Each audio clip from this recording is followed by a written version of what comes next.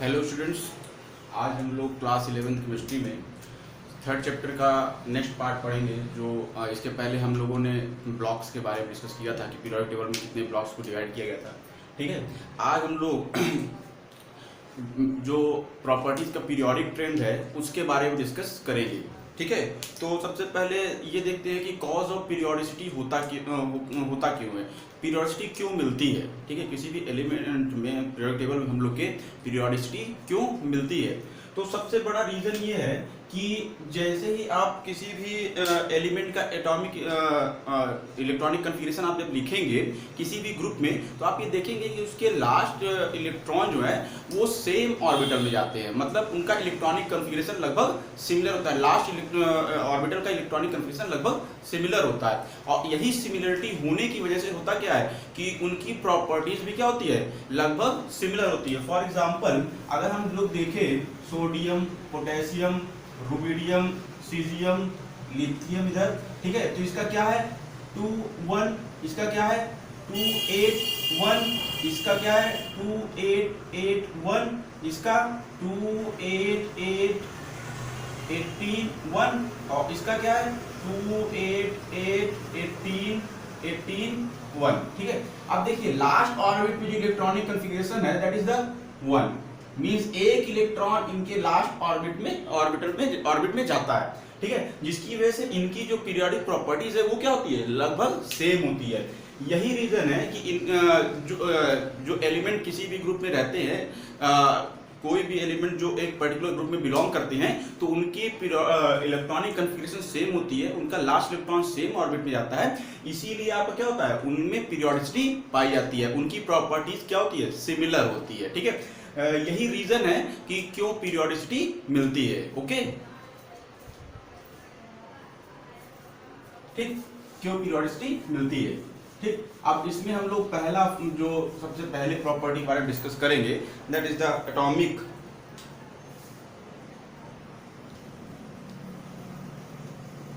Size और radius. ठीक है, एटॉमिक साइज और रेडियस। ओके, देखिए एटॉमिक साइज सिंपली होता क्या है कि it is the distance between centre of nucleus to the और last orbit, to the last orbit. ठीक, मींस अगर कह दीजिए it is the distance between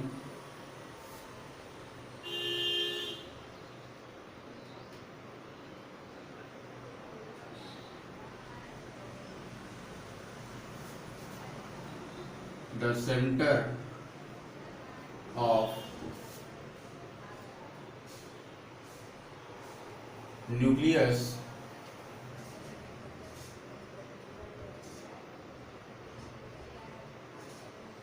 to the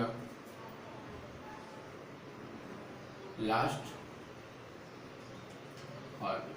ठीक है, लास्ट कह सकते हैं कि न्यूक्लियस और लास्ट ऑर्बिट के बीच की जो डिस्टेंस होगी वही आप क्या कहलाएगी, रेडियस। ठीक है, सिंपली रेडियस या फिर साइज। अगर मान लीजिए आपका न्यूक्लियस है तो इससे इस ये और ये लास्ट ऑर्बिट है, तो इससे जो ये डिस्टेंस निकलेगी यही आपकी क्या कहलाएगी, this distance, this is known as radius of atom, radius of atom.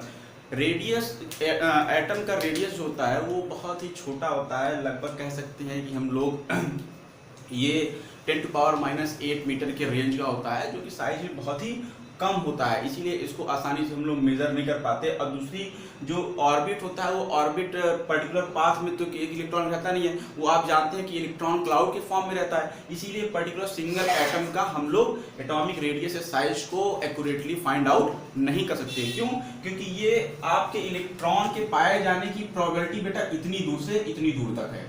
ठीक है, ये इलेक्ट्रॉन के पाए जाने की प्रोबेबिलिटी है। ठीक है, तो इसका जो रेडियस है हम लोग यहाँ पर ये ऑर्बिट को लेकर ले रहे हैं, लेकिन पर्टिकुलर इलेक्ट्रॉन किस ऑर्बिट में कहाँ पर है ये तो मेंशन करना क्लियर है नहीं, इसीलिए हम लोग क्या लेते हैं, यहाँ से ये पूरा डिस्टेंस लेते हैं। और इसीलिए एक एटम का रेडियस फाइंड करना आसान नहीं है, एक एटम का रेडियस हम लोग फाइंड नहीं कर सकते। हम लोग एटम का रेडियस फाइंड करने के लिए उसको कह सकते हैं कंबाइन स्टेट में लेते हैं, मतलब दो एटम जब कंबाइन स्टेट में लेते हैं तो उनके रेडियस को हम लोग फाइंड आउट करते हैं। ठीक है, तो इस तरह हमारे जब एटम कंबाइंड होते हैं तो उससे हमारे जो बॉन्डिंग उनमें होती है तो उसमें हमारे जो कंपाउंड होते हैं वो कई तरीके से बनते हैं। फॉर एग्जांपल सबसे पहला है कोवैलेंट कंपाउंड, ठीक है, कोवैलेंट कंपाउंड। और जब कोवैलेंट कंपाउंड रहेगा तो उसमें कोवैलेंट रेडियस मिलेगा। जब कोवैलेंट कंपाउंड रहेगा तो उसमें कोवैलेंट रेडियस मिलेगा।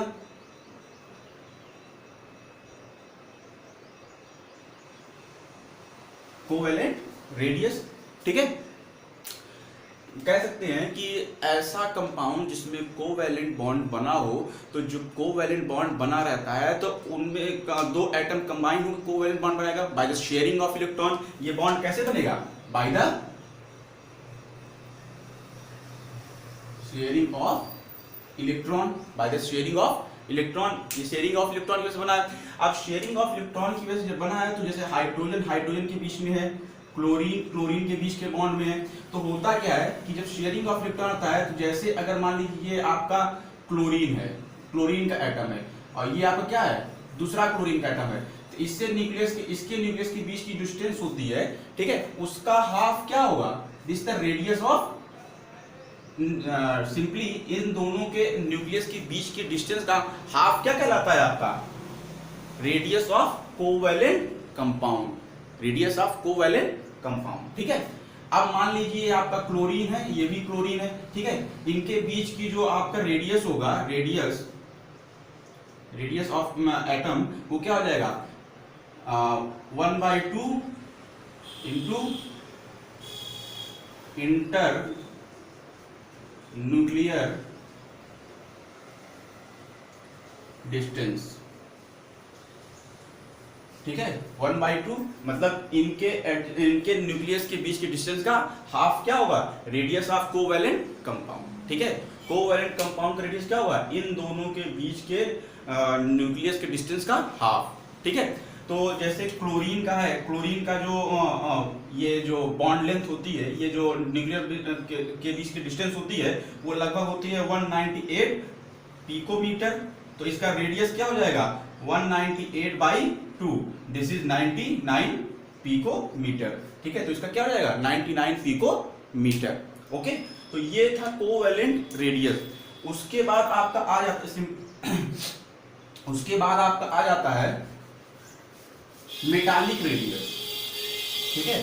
क्या आ जाता है? Metallic radius. मेटालिक रेडियस हरदम मेटल के एटम को फाइंड करता है, मेटल के एटम को फाइंड करता है। क्या है? मेटालिक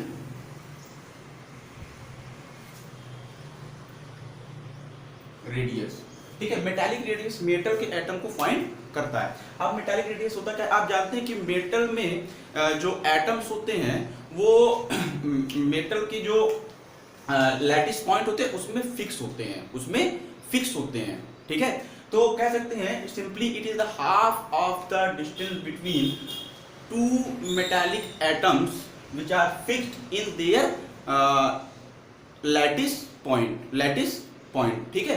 कह सकते हैं कि अगर आपके जो मेटल हैं, ठीक है, अगर ये एक मेटल है, ये दूसरा मेटल है, इसके लैटिस में फिक्स है, तो सिंपली हम कह सकते हैं कि ये जो मेटल हैं, ये दूसरा मेटल है, ठीक है, ये अपने लैटिस में फिक्स है, ठीक। तो इनके बीच की जो डिस्टेंस होगा उसका हाफ ही क्या कहलाएगा? आपका मेटालिक रेडियस। सिंपली हम लोग दो एडजेसेंट एटम के बीच के डिस्टेंस का एडजेसेंट एटम के न्यूक्लियस के बीच के डिस्टेंस का हाफ करके ही रेडियस को फाइंड आउट करते हैं, ठीक है। रेडियस को क्या करते हैं? फाइंड आउट करते हैं, ठीक। तो ये इनके बीच की डिस्टेंस का हाफ करने पर क्या निकलेगा? आपका मेटालिक रेडियस। इसमें आप क्या लेते हैं? मेटल का एटम लेते हैं। क्या लेते हैं? मेटल का एटम। फॉर एग्जांपल जैसे कॉपर है, ठीक है, कॉपर जब अपने लैटिस में फिक्स रहेगा तो दो कॉपर एटम को लेने पर उनके बीच की न्यूक्लियस के बीच की जो डिस्टेंस होगी, ठीक है, उनका लैटिस एज निकलेगा। उस लैटिस एज का ही हाफ करने पर आपका क्या निकलेगा? Metallic radius. क्या निकल जाएगा? मेटालिक रेडियस, ठीक है। तो ये आपका मेटालिक रेडियस। थर्ड है आपका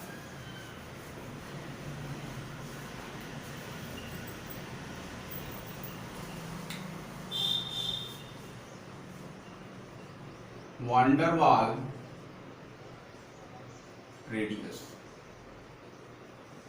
वान डेर वाल रेडियस, ठीक है। देखिए वान डेर वाल रेडियस जो मिलता है वो सिंपली मॉलिक्यूल के बीच में मिलता है। क्या मिलता है मॉलिक्यूल के बीच में। इट इज द सिंपली इसको डिफाइन किया जाए, it is the half of the distance between two adjacent molecules, two adjacent molecule. For example अगर मान लीजिए ये कोई एक मॉलिक्यूल है, ठीक है, ये कोई एक मॉलिक्यूल है और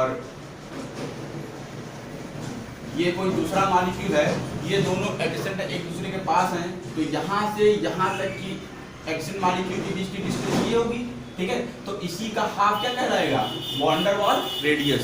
हाफ क्या कहलाएगा, वैन वाल radius. This is the half of the, ये यहाँ से यहाँ तक के बीच की डिस्टेंस क्या कहलाएगा, हाफ ऑफ वैन वाल रेडियस। तो रेडियस क्या हो जाएगा 1/2 the inter nucleus distance between two adjacent molecule, two adjacent molecule. अब ध्यान रखिएगा वैन डर वाल रेडियस जो होता है वो सबसे ज्यादा बड़ा होता है। क्या होता है, सबसे ज्यादा बड़ा होता है, ठीक है। तो दो एडजेसेंट मॉलिक्यूल के बीच में जो डिस्टेंस होगी उसका हाफ करने पर क्या निकलेगा, वैन डर वाल रेडियस। ये प्रॉपर डेफिनेशन थी, इसी के बेसिस पे हम लोग रेडियस के बारे में डिस्कस करते हैं, ठीक। नेक्स्ट जो हमारे पास आता है वो आता है आयनिक रेडियस। क्या होगा, आयनिक रेडियस, ठीक है। सिंपली कहा जाए कि अगर कोई भी ऐसा एटम है जो आयन का फॉर्मेशन करता है तो उसके आयन का जो रेडियस होगा वही उसका क्या होगा, आयनिक रेडियस, ठीक है।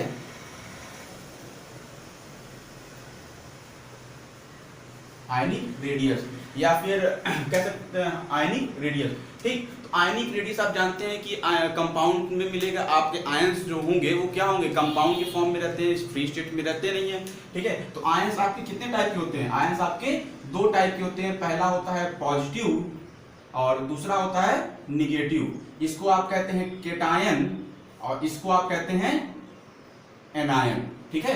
इसको आप कहते हैं केटायन, इसको एनायन। आप जानते हैं केटायन के लिए इलेक्ट्रॉन क्या करता है, रिमूव करता है। केटायन के लिए इलेक्ट्रॉन रिमूव करता है, एनायन के लिए इलेक्ट्रॉन एक्सेप्ट करता है, ठीक है। तो अगर हम लोग कह सकें कि जो जिस एटम का ये केटायन है, ठीक है, फॉर एग्जांपल मान लीजिए हमने सोडियम ले लिया, सोडियम हमने लिया, ठीक। सोडियम से हमारा क्या बनेगा, सोडियम प्लस, ठीक। अब इसमें क्या है 281, ये इसका इलेक्ट्रॉनिक कन्फिगरेशन है और इसका क्या है 28 इलेक्ट्रॉनिक कन्फिगरेशन हो गया। तो अब देखिए इसमें एक सेल एक्स्ट्रा है और इसमें वो सेल क्या हो गया, खत्म हो गया है। इसमें 3 सेल है, इसमें 2 सेल है। तो आप सोचिए जब 3 सेल होती है तो साइज ज्यादा होती है, जब 2 सेल होती है साइज कम हो जाती है। तो अगर इन दोनों के साइज की बारे में बात की जाए तो सिंपली जो न्यूट्रल एटम होगा उसकी साइज एटॉमिक केटायन से ज्यादा होगी, उसकी साइज केटायन से क्या होगी, ज्यादा होगी। ये देखिए, ठीक है। क्यों, क्योंकि इफेक्टिव न्यूक्लियस चार्ज इसमें क्या हो जाएगा, ज्यादा हो जाएगा। इसमें क्या हो जाएगा, देखिए यहाँ पर जो नंबर ऑफ, ये तो नंबर ऑफ इलेक्ट्रॉन है और प्रोटॉन भी कितने होंगे, इतने ही होंगे। मतलब 11 प्रोटॉन 11 इलेक्ट्रॉन को अट्रैक्ट कर रहे हैं, 11 प्रोटॉन 11 इलेक्ट्रॉन को अट्रैक्ट कर रहे हैं। लेकिन यहाँ पर क्या है 281 प्रोटॉन तो उतने हैं, नंबर ऑफ इलेक्ट्रॉन चेंज हुए। मतलब अब 11 प्रोटॉन केवल 10 इलेक्ट्रॉन को अट्रैक्ट कर रहे हैं। तो पर इलेक्ट्रॉन में न्यूक्लियस चार्ज क्या हो गया, बढ़ गया। पर इलेक्ट्रॉन में अट्रैक्शन फोर्स क्या हो गया, बढ़ गया, जिसकी वजह से साइज क्या हो गई और कम हो जाती है, जिसकी वजह से साइज इसकी क्या होती है, कम हो जाती है। और देखिए इसीलिए न्यूट्रल एटम की साइज केटायन से ज्यादा होती है। एनायन में देखा जाए तो अगर क्लोरीन को देखा जाए तो क्लोरीन का एटॉमिक रेडियस क्या होता है, सिंपली 287, क्या होगा 287, ठीक। और ये इतने ही प्रोटॉन इसको क्या करेंगे, अट्रैक्ट करेंगे, जिसकी वजह से साइज इसकी बढ़ेगी, साइज इसकी एक न्यूक्लियस रहेगी। अब अगर क्लोराइड को लिया जाए तो 288, ठीक है। मतलब पहले 7 था, एक इलेक्ट्रॉन बाहर से आया हुआ है, एक इलेक्ट्रॉन बाहर से आया हुआ है। तो अब ये देखिए कि इसमें केवल और केवल कितने इलेक्ट्रॉन हैं, 17, और 17 प्रोटॉन अट्रैक्ट कर रहे हैं। इसमें कितने हैं, 17 इलेक्ट्रॉन, 17 प्रोटॉन है लेकिन 18 इलेक्ट्रॉन है। 17 प्रोटॉन 17 इलेक्ट्रॉन को इक्वली क्या करते हैं, अट्रैक्ट करते हैं। लेकिन जब ये वाला इलेक्ट्रॉन, एक इलेक्ट्रॉन आता है तो इससे ये इलेक्ट्रॉन क्या करते हैं, रिपेल करते हैं, इस इलेक्ट्रॉन को करते हैं, रिपेल करते हैं। और दूसरा, इसके जो इफेक्टिव न्यूक्लियर चार्ज अब सभी इलेक्ट्रॉन पे क्या हुआ, थोड़ा कम हो गया। क्यों, पहले 17 को अट्रैक्ट कर रहे थे, अब 17 को अट्रैक्ट कर रहे हैं, तो पर इलेक्ट्रॉन में न्यूक्लियर चार्ज क्या हो जाता है, घट जाता है, जिसकी वजह से साइज क्या होती है, बढ़ जाती है। तो रिस्पेक्टेड एनायन की साइज उसके न्यूट्रल एटम से क्या होती है, ज्यादा होती है। मींस अगर बात की जाए, क्लोराइड की साइज क्लोरीन से ज्यादा होगी। मींस न्यूट्रल एटम की साइज एनायन से कम होती है, न्यूट्रल एटम की साइज एनायन से कम होती है। तो इसी ट्रेंड में अगर हम लोग बात करें तो हमारे पास एक टॉपिक आता है iso electronic species. Iso electronic species, ठीक है, iso electronic species,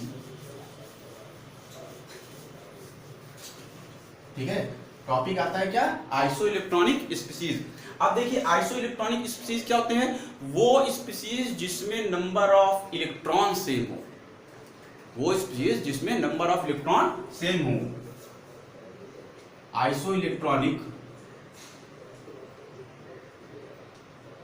iso electron का मतलब क्या है, number of electron is same, ठीक है, number of electron is same. ठीक, अब बात करें कि सिंपली अगर हम लोग नंबर ऑफ इलेक्ट्रॉन की बात कर रहे हैं तो ये देखिए, अगर क्लोरीन है, क्लोरीन माइनस है, ऑर्गन है और पोटेशियम प्लस, ठीक है। अब इसके पास कितने इलेक्ट्रॉन है, 288, मतलब इसके पास भी 18 इलेक्ट्रॉन है, इसके पास भी 18 है और इसके पास भी 18 ही इलेक्ट्रॉन है। क्यों, 17 थे, एक आ गया, 18 हो गया। इसका तो 18 है ही, न्यूट्रल है, लेकिन इसका क्या है बेटा, इसमें देखिए 19 इलेक्ट्रॉन पहले थे, एक इलेक्ट्रॉन चला गया तो 18 इलेक्ट्रॉन हो गए। अब सभी में नंबर ऑफ इलेक्ट्रॉन तो क्या है, सेम हो गए, लेकिन चार्जेस क्या है, डिफरेंट है। चार्जेस क्या है, डिफरेंट है। तो आइसो इलेक्ट्रॉनिक स्पीसीज में एक चीज याद रखिएगा कि जो साइज का जो ट्रेंड होगा वो क्या होगा, cation, neutral and anion. Iso electronic species में एनायन की साइज सबसे ज्यादा होगी। कह सकते हैं जैसे जैसे उसमें नंबर ऑफ इलेक्ट्रॉन बढ़ते जाएंगे उनकी साइज भी क्या होगी, बढ़ती जाएगी। लेकिन आइसो इलेक्ट्रॉनिक स्पीसीज में, ठीक है, जितना पॉजिटिव चार्ज ज्यादा होगा साइज उतनी ही कम होगी, जितना निगेटिव चार्ज ज्यादा होगा साइज उतनी ही ज्यादा होगी। ये देखिए, ठीक है, मींस केटायन की साइज, इसमें क्या है, केटायन की साइज सभी में आइसो इलेक्ट्रॉनिक स्पीसीज है, तो यहां पर क्या होगा आपका, पोटेशियम की साइज कम, पोटेशियम प्लस की साइज ऑर्गन से कम होगी और ऑर्गन की साइज क्लोराइड माइनस से कम होगी। क्लोराइड माइनस, क्यों, इसमें नेगेटिव चार्ज है, इसमें न्यूट्रल है और ये पॉजिटिव चार्ज वाला। इस ट्रेंड के हिसाब से हम लोग क्या हो जाएगा, यहाँ पर हमारे आइसो इलेक्ट्रॉनिक स्पीसीज में जो साइज का वेरिएशन है वो इस तरीके से आपको मिलता है। एक नेक्स्ट क्वेश्चन अगर देख लिया जाए, अगर आप देख लीजिए 3 minus, 2 minus, chloride minus, organ, potassium plus, calcium 2 plus, इनका अगर साइज का ट्रेंड देखा जाए कि इनकी साइज का इंक्रीजिंग ऑर्डर क्या होगा, तो आपको भी मैंने बताया जितना ज्यादा आइसो इलेक्ट्रॉनिक स्पीसीज, सब के सब आइसो इलेक्ट्रॉनिक स्पीसीज है, इसमें भी 18 है, इसमें भी 18, इसमें भी 18, इसमें भी 18, इसमें भी 18 और इसमें भी 18 इलेक्ट्रॉन है। तो अब अगर इनकी साइज का ट्रेंड देखा जाए कि इनकी इंक्रीजिंग ऑर्डर में अरेंज किया जाए तो इनको हम लोग कैसे अरेंज करेंगे, तो इसको देखिए, जितना ज्यादा निगेटिव चार्ज साइज उतनी ही ज्यादा, जितना ज्यादा कम पॉजिटिव चार्ज साइज उतनी ही कम। साइज सबसे ज्यादा पॉजिटिव चार्ज इसमें है, साइज इसकी सबसे कम, इसके बाद इसमें है तो क्या हो गया, इसका हो गया, उसके बाद न्यूट्रल एटम ऑर्गन, उसके बाद पहला क्लोरीन, दूसरा सल्फर और तीसरा फास्फोरस 3 माइनस।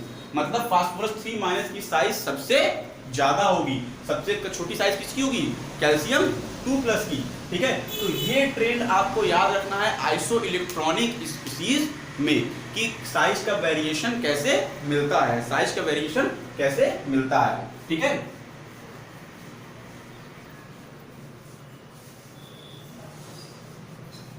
ठीक है, अब हम लोग देखते हैं variation of atomic radiation in groups and periods, ठीक है। पीरियड और ग्रुप में एटॉमिक रेडियस का वेरिएशन कैसे होता है। ठीक है, अब देखिए of atomic radius in period. ठीक है, पीरियड देखिए, पीरियड में होता क्या है, जैसे आप यहां से आपने पढ़ना स्टार्ट किया, sodium, magnesium, aluminium, silicon, phosphorus, sulphur, chlorine, sulphur, chlorine. ठीक है, इसमें हम लोग देखें कि हमारा क्या ट्रेंड होगा, कैसे हमारा वेरिएशन मिलेगा। तो इसमें देखिए जो आपका सिंपली कह सकते हैं 281, 282, 283, 284, 285, 286 और ये क्या है 287। ठीक है, तो इसके लिए इसकी बात हो रही है कि सभी में आप नंबर ऑफ सेल क्या है, सेम है, 3 सेल है सभी में, लेकिन आखिरी सेल में नंबर ऑफ इलेक्ट्रॉन क्या है, बढ़ रहे हैं। आखिरी सेल में नंबर ऑफ इलेक्ट्रॉन बढ़ रहे हैं। अब जब नंबर ऑफ इलेक्ट्रॉन आखिरी सेल में बढ़ते हैं तो इफेक्टिव जो न्यूक्लियस चार्ज है वो भी क्या होता है, बढ़ने लगता है। अट्रैक्शन फोर्स क्या होता है, बढ़ने लगता है, जिसकी वजह से साइज क्या होती है, घटती जाती है, जिसकी वजह से साइज क्या होती है, घटती जाती है। तो नंबर ऑफ इलेक्ट्रॉन तो नंबर ऑफ सेल तो सेम है, लेकिन नंबर ऑफ इलेक्ट्रॉन क्या हो रहे हैं, उसमें बढ़ रहे हैं, जिसकी वजह से लेफ्ट टू राइट जाने पर साइज क्या होती है, घटती है, साइज घटती होती है। साइज क्या होती है, लेफ्ट टू राइट जाने पर साइज घटती है। क्यों, क्योंकि नंबर ऑफ सेल तो सेम होते हैं, लेकिन उसमें नंबर ऑफ इलेक्ट्रॉन क्या होते हैं, बढ़ रहे होते हैं, जिसकी वजह से अट्रैक्शन फोर्स न्यूक्लियस से क्या होता है, ज्यादा हो जाता है। और जब अट्रैक्शन फोर्स ज्यादा हो जाता है तो उसकी वजह से साइज क्या होती है, घटने लगती है, उसकी वजह से साइज घटने लगती है। इसीलिए लेफ्ट टू राइट जाने पर साइज क्या होती है, डिक्रीज करती है। लेफ्ट टू राइट जाने पर पीरियोडिक टेबल में साइज डिक्रीज कर देती है। नेक्स्ट आपका जो है सिंपली पीरियड की बात हम लोग की है। अब इसमें हम लोग ग्रुप की बात करते हैं कि ग्रुप में क्या होता है।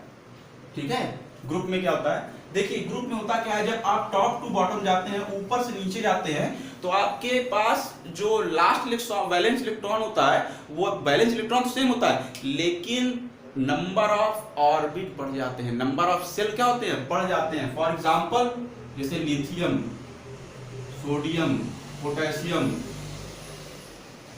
Rubidium, caesium. ठीक है, यहां पर देखिए, ठीक है 2-1, यहां क्या है 2-8-1, यहां क्या है 2-8-8-1, और यहां क्या है 2-8-8-18-1, यहां पर क्या है 2-8-8-18-18-1। ठीक है, तो नंबर ऑफ इलेक्ट्रॉन तो इसमें भी बढ़ रहे हैं, नीचे जाने पर नंबर ऑफ इलेक्ट्रॉन बढ़ रहे हैं, लेकिन साथ में आपका नंबर ऑफ सेल भी बढ़ रहे हैं। नंबर ऑफ सेल क्या हो रहे हैं, बढ़ रहे हैं। अगर इसकी बात करें तो ये सिंपली इसमें 2 सेल है। ठीक है, इसमें 2 सेल है तो 2 सेल में आपका इतना हो गया, इसमें 3 सेल हो गए, तो जब आप इसकी बात करेंगे तो एक ये और एक ये, सिंपली साइज में डिफरेंस आ रहा है ना। जब 3 सेल हो जाएंगे साइज क्या होगी, अपने आप बढ़ जाएगी। नंबर ऑफ इलेक्ट्रॉन ट्रेंड जो है वो तो सेम है, सेम टाइप का है, लास्ट ऑर्बिट में सेम इलेक्ट्रॉन है, लेकिन नीचे जाने पर नंबर ऑफ इलेक्ट्रॉन बढ़ने के साथ साथ नंबर ऑफ सेल भी बढ़ते हैं। जब नंबर ऑफ सेल बढ़ते हैं, जिसकी वजह से साइज भी क्या होती है, इंक्रीज करती है। तो जब आप टॉप टू बॉटम जाते हैं, ठीक है, इन ग्रुप में साइज क्या होती है, बढ़ती है। टॉप टू बॉटम जाने पर साइज बढ़ती है। इसको हम लोग ग्राफिकल मेथड से देख लेते हैं। हम लोग एक